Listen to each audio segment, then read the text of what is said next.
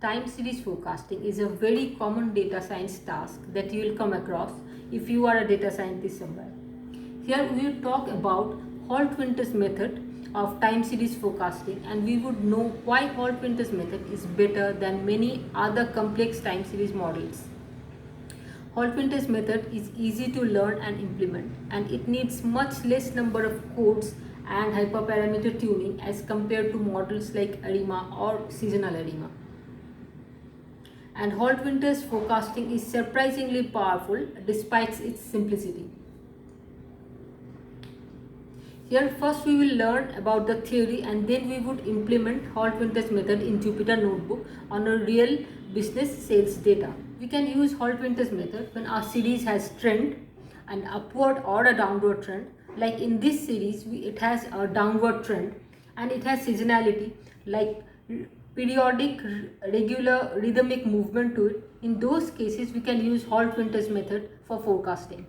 A series that is random, that has no trend or no seasonality, in those cases, Holt-Winters method should not be used for forecasting. And in real business scenario, most of the sales or business related data, they have trend and seasonality in it. So in those cases, we can use Holt-Winters method for forecasting. Holt-Winters method factors in three components of a series. The first is level, and it refers to different values of a series at different point of time. To state statistically, it means the local mean at different points.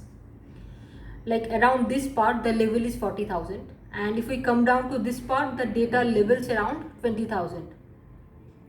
The next component is trend, and trend shows a general tendency of the data, whether it's increasing or decreasing over time. In this example, we have a decreasing trend. The third component that a model captures is the seasonality, and it is a regular, periodic, rhythmic movement of the data over time. So our data can have a quarterly or monthly or hourly seasonality in it.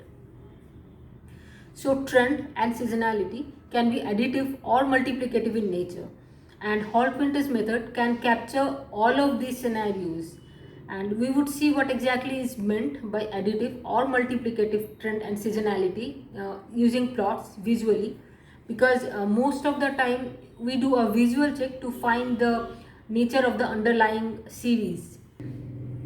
In case of additive trend, the trend line would be a straight line, either increasing or decreasing, but it would be a straight line, and so the rate of change of trend would be constant over time. Whereas in case of multiplicative trend, the change, like in this example, the change is not a straight line change, it's changing exponentially. So the rate of change is actually increasing over time.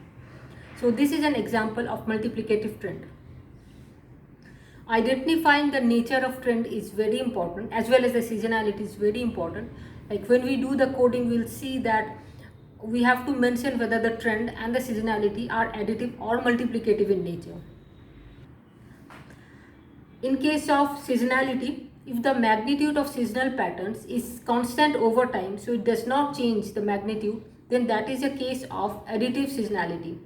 Whereas in case of multiplicative seasonality, the seasonal variation, the seasonal magnitude would increase or decrease with time. In those cases, we would mention seasonality equals to multiplicative. So let's jump to Jupyter Notebook and get started with the coding.